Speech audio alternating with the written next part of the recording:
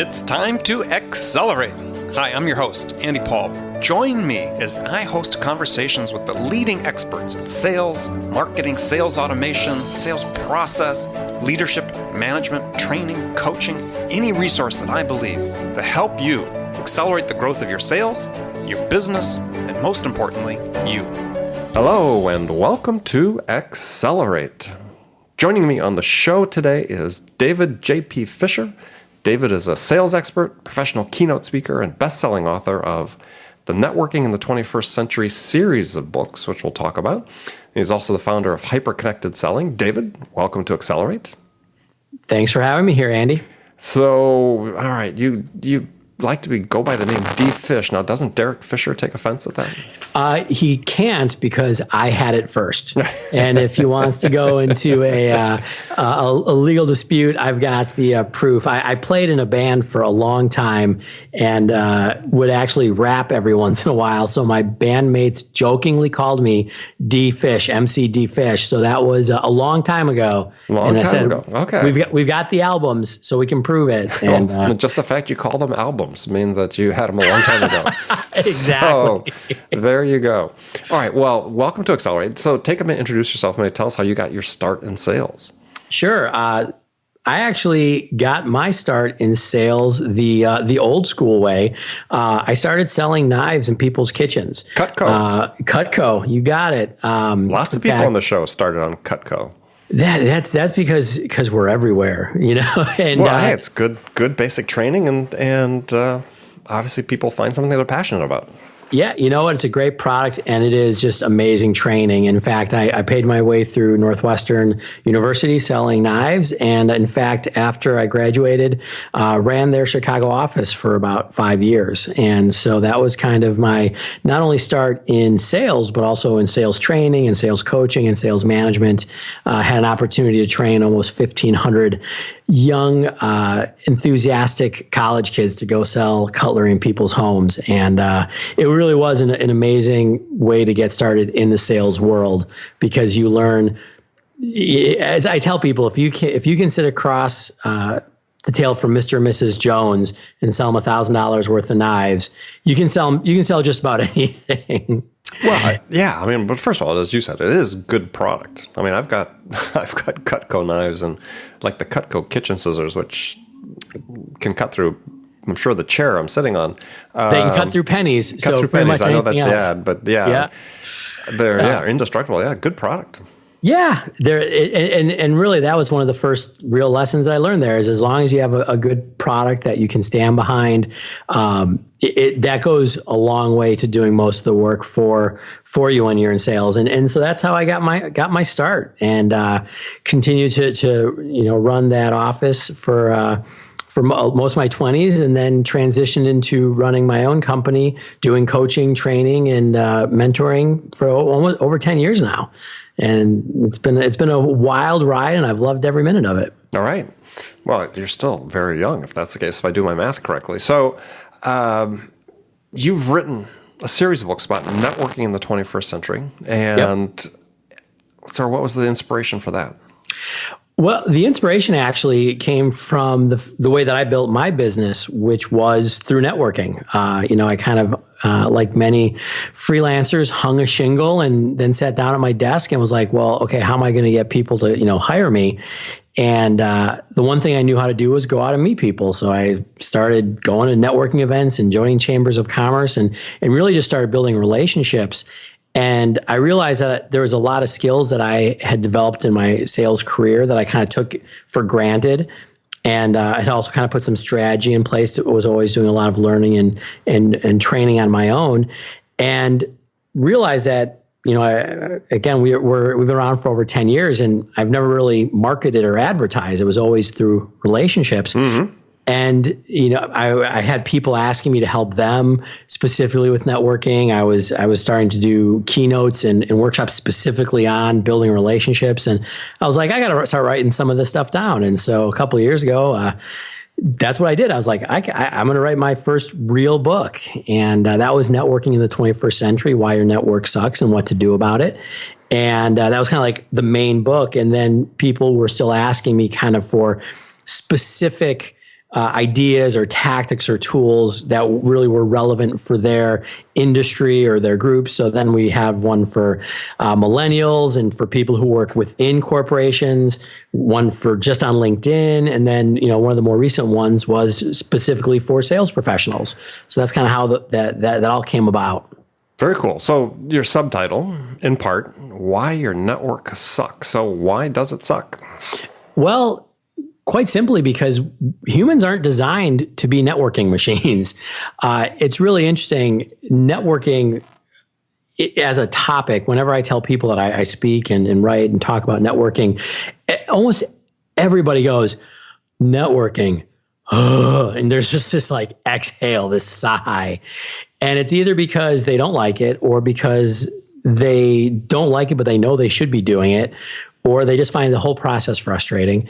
And the reality is human beings are not designed to know thousands of people. We're designed to know a very small group of people and know them really well.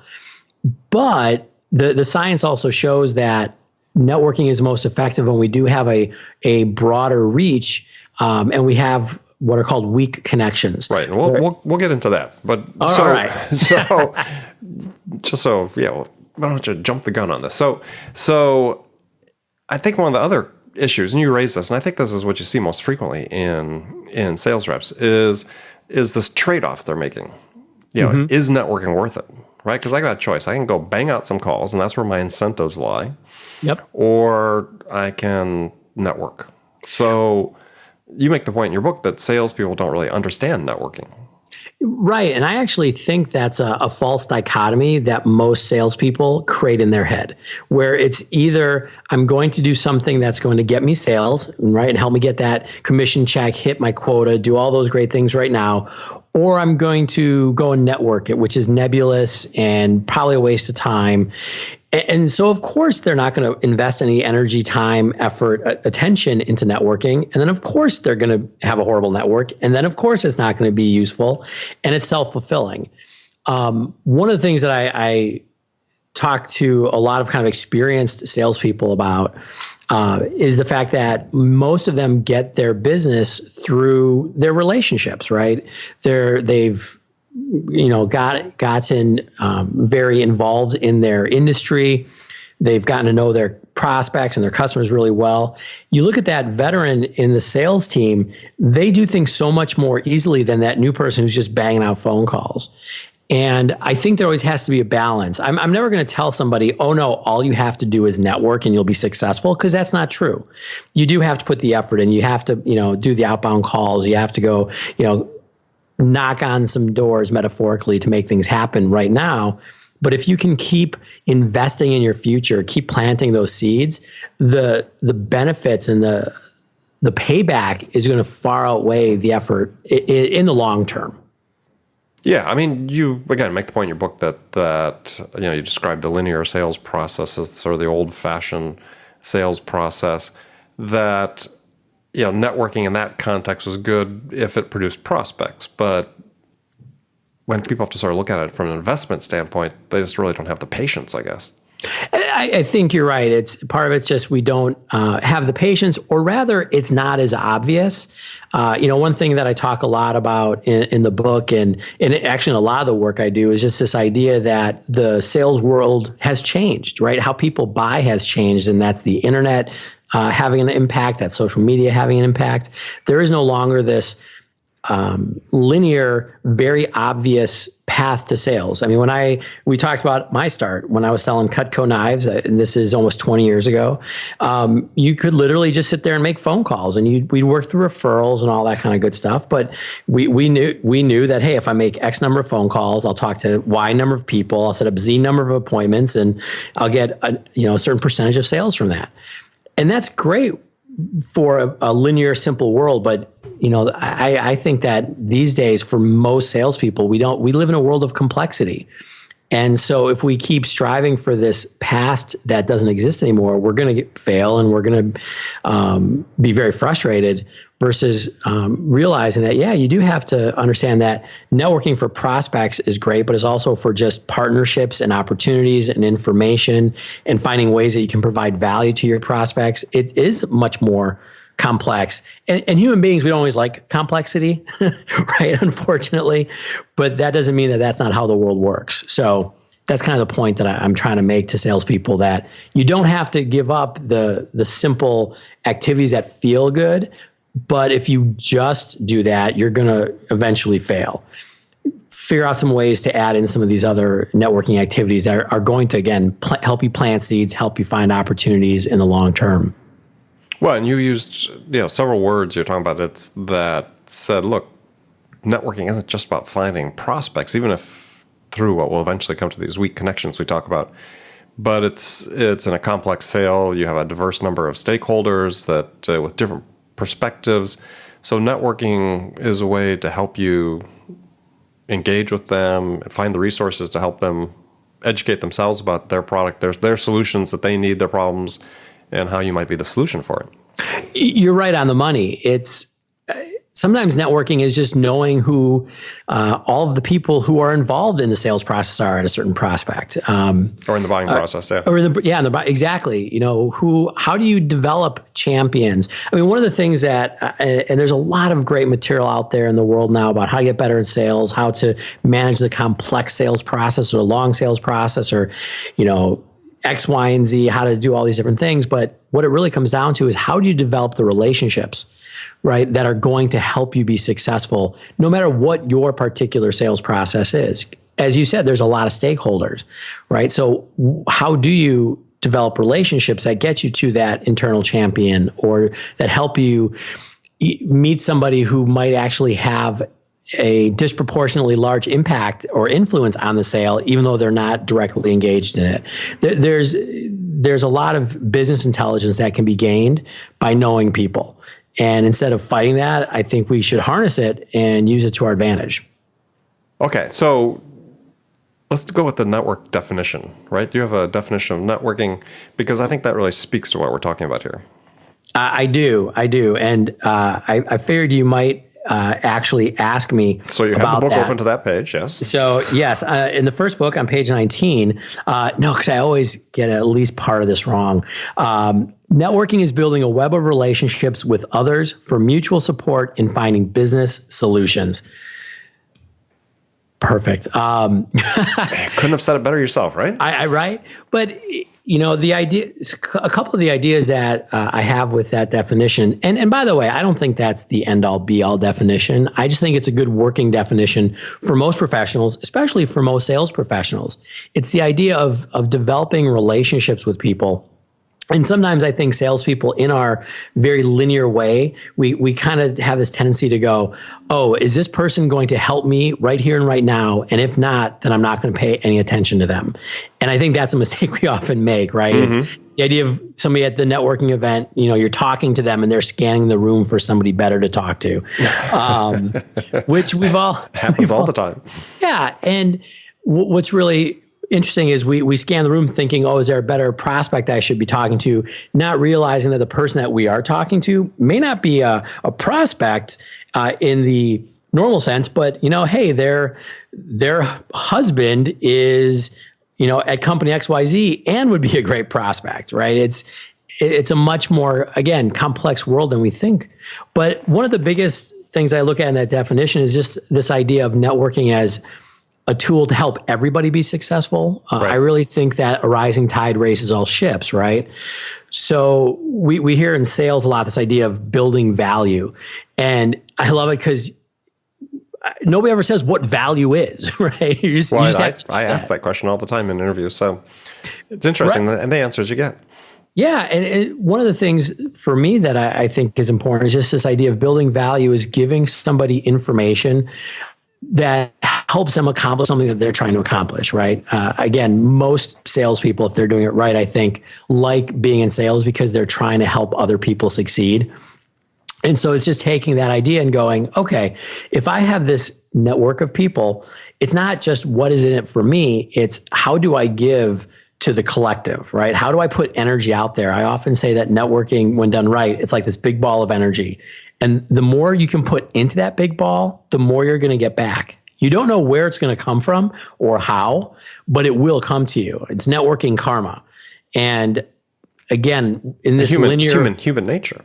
Yeah, and I think we get tripped up, especially in the sales world, because we do like that linear. Hey, if I do A, then I get B, then C happens. And the reality is, it could be much more convoluted, but that doesn't make it any less powerful. I look at most people, or I have this conversation with many people, and I go, "Tell me about the significant things that have happened in your life, whether that's professionally or personally," and look to see if somebody helped create that. If there was an introduction to a spouse, or if there was a friend suggesting you to a job that helped you change careers, and that's more often than not the case. So I think when we're looking at using networking to help in our professional world, we're just looking to get that serendipitous happenstance to happen more frequently and with more regularity and a little more intentionally. Yeah, well, I mean, it's very similar. If obviously you've read The Go-Giver by Bob Burg. I mean, it builds on the whole process. You give to get. Exactly. And in those instances, that give to get. I mean, that I talk about human nature is based on books people have written on the subject, like Cialdini with his book Influence. Is this idea of reciprocity sort of built into us as human beings? Much as you talked about. The aversion to networking sort of built into us as human beings. Similarly, though, reciprocating with people who have given us something is, sort of almost exists at a DNA level in us. Exactly. And I mean, it's really interesting seeing kind of the science, the, behavioral economics and, all the neuroscience behind this, where yes, we are actually wired that when somebody helps us, we want to help them back. And so this is really just a matter of again, harnessing these things that are happening in human nature and just being more intentional with them. And I think a big part of that too, and this goes a long way to making people feel more comfortable with networking, is that it's not just one way. Go-Giver is a great example, and I've loved Bob's stuff for years. This idea of, again, helping other people and being okay with accepting their help in return, right? I mean, because we are trying to help everybody's business life, including our own. But looking at it not as this being a leech on other people and hoping I can get something from them, but really trying to, it sounds kind of hokey, but I really think networking is collaborative. It's like, how do we all get farther along on the paths that we want to be on? Mm-hmm. That's the goal. Well, and so part of that comes with being, as you talk about the intentionality, which, as you talk about building relational capital, if you read, Ed Wallace's books about this. So you have to have something to give. Right. So that requires intentionality. Absolutely. I think one of the hangups that we often have, though, is that we think that having something to give, we have to have this amazing introduction to the right, prospect that person needs to talk to, or we have to have this brilliant idea. And those things are great if you have them. I love, for example, something that I've always tried to do is start conversations between people in my network, right? Hey, person A, person B, you guys should be talking. And that's great when that happens. But I think we get hung up thinking that's all that we have to provide. I actually think that you can provide value sometimes just in a conversation. It might be just an insight, or sometimes it might even just be encouragement, right? There's people that I have in my network that have been in my network for years. And every time we interact isn't always hey, here's a business idea or something that you should act upon. Sometimes it's, hey, how are things going at the office? Oh, the person shares that they're frustrated with something. Oh, hey, let me tell you about this thing that happened when I was really ticked off at my boss, or here, let me listen to you vent for 15 minutes, because that's what human beings do, right? We engage socially with each other. Mm-hmm. So, I was talking with somebody, he's younger, he's kind of in that quote unquote millennial generation. And he was asking me about how do I provide value for somebody who's been in the business world for 20 or 30 years already. Like, he was trying to kind of manage up to some of his managers. And I was like, well, part of the value you have is in your insight. You're a digital native, and they're not, so even just your insights and your perspective has value, right? And the biggest thing I caution most people or I guess I would say caution them against, is feeling that they have to have this really amazing value added proposition that they can share before they go out and network. Which is not the case, right? I mean, so it's being present. I couldn't. Perfect. That's right? exactly. So, yeah, I mean, a great question for people who are listening. I believe, and David, may share some of yours, is when you're networking is and this actually, one of my previous guests, gentleman Jason Troy, mentioned this as a question he uses is meet somebody in a business setting or social setting. It's not a prospect, it's a networking opportunity. What are you working on right now that's really important to you? And then his follow-up question is, well, what could I do to help you? I love it. Isn't that a perfect way to, when you're sitting at a network meeting, to networking opportunity, person's not a prospect, so you're not pitching them on what you do, because that's not what networking is about. Right. Is what are you working on right now that's really important to you? That's really interesting. What can I do to help you achieve your goals? I would even say, even if that person was a prospect, that's a great question. Well, it is a great prospect, a great question anyway. But for somebody you're just meeting, it's something. It's about them. Absolutely. I think one of the biggest things that people get really freaked out with when they think of networking is, what do I say, right? Let's say you're going to a conference, you're going to a networking event, you're going to a holiday party.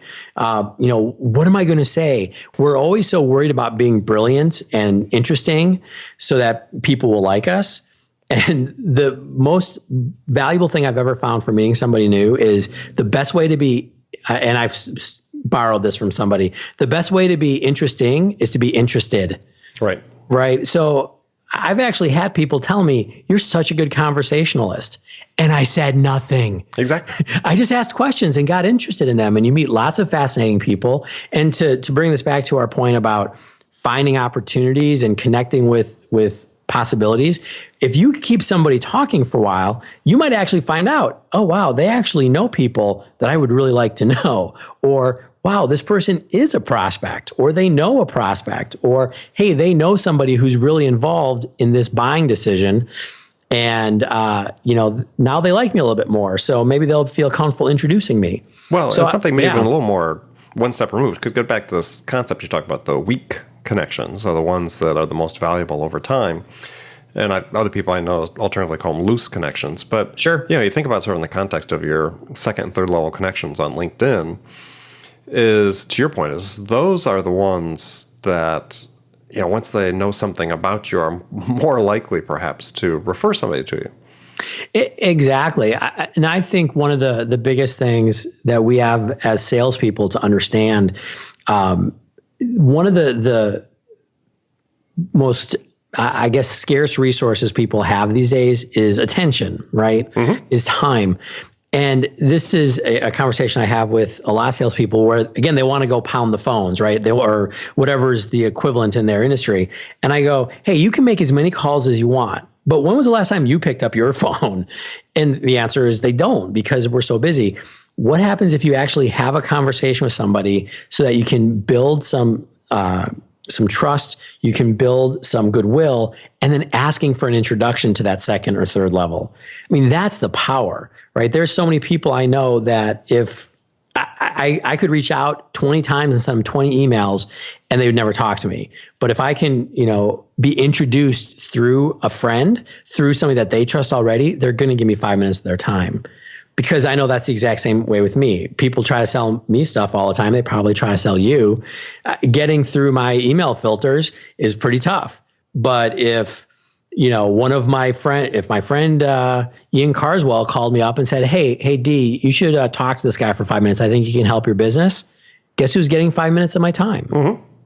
And that's what we're really looking to do with those weak connections, for sure. Well, and this gets back now to behavior at networking meetings, and you were given the example of asking questions, is I guarantee that if you spent your time meeting someone, asking you the question I gave, and you do some follow-up questions, And there's some simple follow-up questions like, gosh, that's very interesting. Tell me more about that. That even if you never said anything about yourself, that person's going to walk away thinking, what an interesting person I just talked to. Absolutely. And they're going to remember that. And they're going to remember, because you will have said something about yourself at some point, but it's predominantly going to be them talking about themselves, but they're going to think that you're the most interesting person in the room. Exactly. And I would much rather have somebody then ask me about me than me trying to tell them about me, right? I know that I've done a good job. And by the way, this isn't to manipulate people, right? I mean, but we're trying to create a relationship. We're trying to create that rapport, that bond. And instead of me just saying, hey, you should be really interested in all of my books that I write and all the speaking I do and blah, blah, blah. If I can be interested in them, very naturally they'll be like, wait, tell me about you. Like, I think of it kind of like a first date. If you were on a first date with somebody and just told them how fantastic you were, that would not work at all. But if you spend the whole time going, hey, tell me about yourself, tell me what makes you tick, what are you interested in, why do you like those things, it would be a very natural segue for them to go, wow, I really like, traveling to these countries. What countries do you like traveling to? It's the same in business. And that's what we're really trying to do, is get that reciprocity, as you said, flowing as fast as possible. So you use the term social savvy. And it's sort of interesting. It was, in some respects, you might consider it a little bit old-fashioned. But I think they're still very important, especially in face-to-face networking. You talk about the importance of dress and grooming. Body language, small talk, sense of humor, listening. So let's just quickly sort of run through those. So sure, there's the sense. I think that what you wear doesn't really matter, but it does, because we're talking about perceptions. We're absolutely talking about perceptions, and I think what's really important to remember about any business relationship, right? We're talking about networking, professional networking, business. Every relationship starts as a human relationship. It's a relationship. And so if you think about the way you navigate the world and you navigate the social spaces that we're all in every day, whether it's going to get a cup of coffee, going to, hang out with some friends at a restaurant, going shopping, whatever it is, we take ourselves out into the world and we interact with people. And so those human relationships are going to impact our professional relationships. So things, I talk about social savvy. I talk about, just the idea of the way that I dress is going to impact how people see me, right? It's going to influence whether or not they trust me. I love talking to people who are like, oh, but I'm just so successful that it doesn't matter, how I dress. Right. Okay. If you're Steve Jobs or if you're Elon Musk, sure, you can get away with it, but that's about it. Right. Most of us are going to be judged on how we come off. We're going to be judged on how we interact with people. This is something that I remember talking to a young salesperson. He had been doing very well, but he was struggling. And I was talking with him and I was like, hey, you're kind of abrasive just as a person.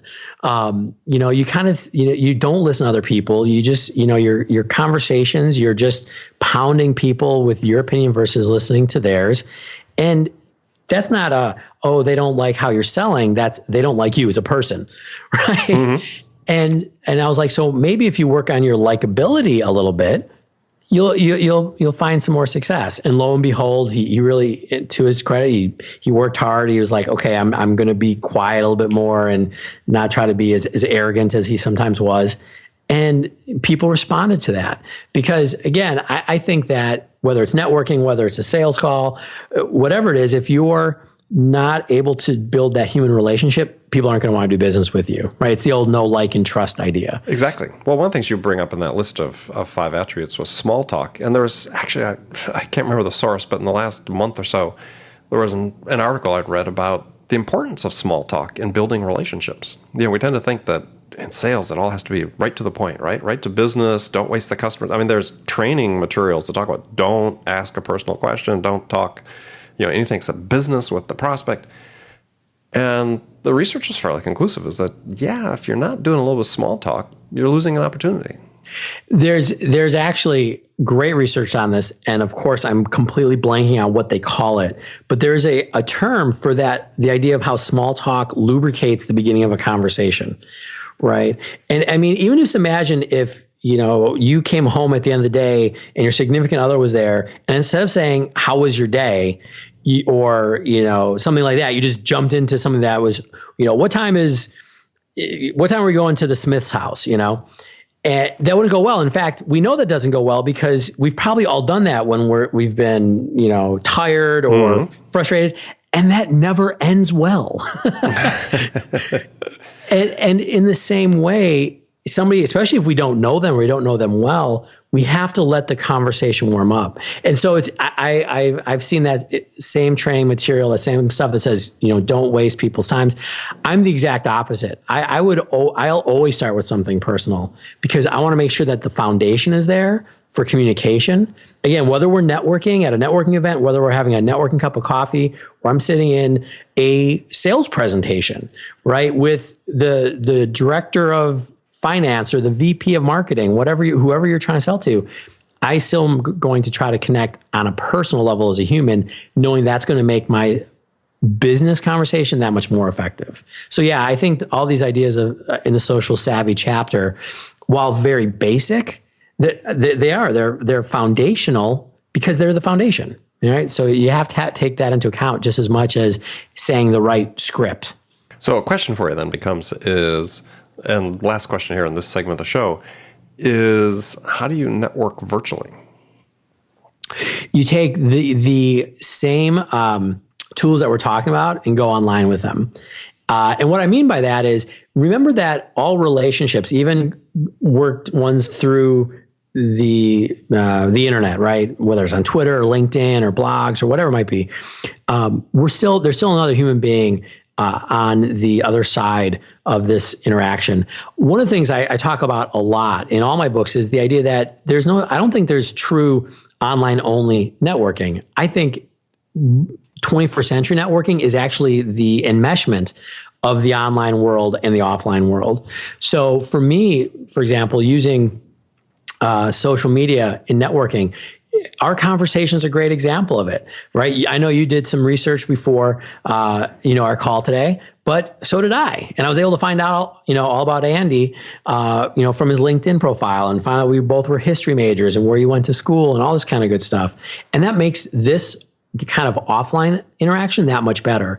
And then even moving beyond our conversation today, as we continue hopefully to build a relationship, there might be a time in 2 months or 3 months where something you post is relevant to me or vice versa. And then maybe we have another offline conversation where maybe we're both speaking at a conference together, and that conversation will be that much more powerful because we've had this long train of just light touches, right, over time. That's really, I think, where social media and virtual networking really has a ton of power, and actually makes up for a lot of the challenges that we had or we have with the fact that we're not wired for networking per se. Okay, great. Now we move to the last segment of the show. I've got some standard questions I ask all my guests. And the first one's a hypothetical scenario in which you, David, have just been hired as VP of sales at a company whose sales have hit the skids, and CEO wants to press the reset button and get things turned around, and you're in charge of that. So what 2 steps would you take your first week on the job that could have the biggest impact? The first thing I would do, strangely enough, is examine all of our training material and our basic processes, because I think that the human element's important, but you got to make sure that your process is good. And we talked about Cutco before, Cutco training. I learned process is king. And then the next thing I would do is actually talk to as many people in our organization as possible, depending on the size, and definitely all of my main players, and ask them why they're there. And actually kind of have one of these conversations that we were talking about earlier, where I'd ask a lot of questions and figure out what they were there for, what they were trying to accomplish professionally and personally, and make sure that they're in alignment with what we're trying to do with the organization. And if they are, fantastic. And if not, find a way for them to exit. So we got people who are all pointed in the same direction. Okay. So find out their why. Find out their why. Exactly. Okay. All right, so now, good answer. So I've got some rapid fire questions I ask. You can give me one-word answers or elaborate if you wish. So the first one is, when you, David, are out selling your own services, what's your most powerful sales attribute? Besides my stunning good looks. Besides, that's the second time you brought them up today, I think. So, yeah, okay. Well, I don't have those. So the biggest strength I feel that I've brought to the table for years is my desire to really understand where the prospect is coming from, to understand their perspective, and then connect what I have with solving whatever issue they have. And if I can't, being honest with that, and instead trying to help them find another way to solve that problem. Okay. Who's your sales role model? I've got a lot of them, but I think one of my first and still probably most impactful sales role models, a guy named Marty Dimitrovich. Marty was, when I started out in Cutco selling knives as a young kid, he ran the Midwest for Cutco. He started out as one of a family of 10 kids in the Upper Peninsula of Wisconsin, and worked his way up to basically, I said, one of the top executives in the company. But even at that point, had just an amazing amount of grit and perseverance. He actually, unfortunately, passed away due to pancreatic cancer, which he fought for 8 years, which was amazing. Wow. Yeah, I was going to say, for 8 years. Usually you go about a year with pancreatic. But the reason, there's so many reasons why I respect him, but he had such an amazing ability to again, be competitive and really work hard and just, put the effort in, but at the same time being incredibly human, incredibly generous and warm. I've actually never seen an executive cry so many times, like at award ceremonies, because he was just so grateful for the people around himself. And that was, especially when I was young, just made a huge impact that you can go out and obviously, really work hard to try to achieve your goals, but that it's really so important that you recognize the people around you and value them and be grateful for what you have. Okay, excellent. All right, so besides your own books, what's one book, sales book or not, one book every salesperson should read? So it's actually a non-sales book. In fact, I'm going to say two just because I'm a cheat. They're older books. One's called The Four Agreements by Don Miguel Ruiz. One's called The Art of Possibility by the Zanders. Both of these, I always tell salespeople when I recommend them to people that I'm coaching, for example, I'm like, they can be a little, ooh at times, but I think every real, truly successful salesperson I've ever met has a really good sense of themselves and who they are, and just are emotionally and psychologically centered. And I think that these two books are really valuable because they help develop that groundedness that allows you to put all of the skills and competencies of sales on top of them. Okay, excellent. Last question then. So what music is on your playlist these days? I'm a musician and a DJ, so there's so much. But the stuff that I'm really excited about right now is there's a great brass band out of New York called Lucky Chops. They got their start in the subways of New York, and recently saw them live because they're touring and they're amazing. But also love. I'm a big salsa dancer, so going through a lot of old salsa music like Hector Lavoe and Oscar de Leon, and loving that stuff too. And there's some other hip hop in there. There's just everything. No, I like that. Very diverse, very eclectic. Good. So, do you do salsa dancing regularly, like performances, or? I don't perform, but I do still go dancing. In fact, that is where I met my wife. We met on the salsa dance floor. Very interesting. Yeah, it worked. It worked.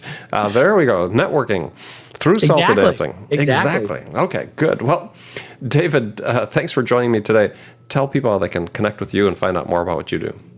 Easiest way, davidjpfisher.com. That's got my articles, all my resources, and ways to reach out to me. Of course, I'm on social media at dfishrockstar on Twitter, and / /IMDFish on LinkedIn. I also run a podcast called Beer Beats and Business, which you can find at beerbeatsandbusiness.com. And then, of course, all of my books are available on this little site called Amazon. Just search Networking in the 21st Century, and you'll get all of it available for your purchase. Excellent. All right. Well, again, thanks for being on the show.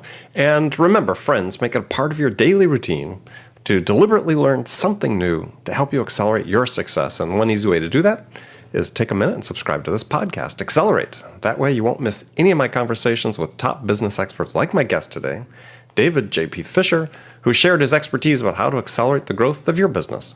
So thanks for joining me. Until next time, this is Andy Paul. Good selling, everyone. Thanks for listening to the show. If you like what you heard and want to make sure you don't miss any upcoming episodes, please subscribe to this podcast on iTunes or Stitcher.com. For more information about today's guest, visit my website at andypaul.com.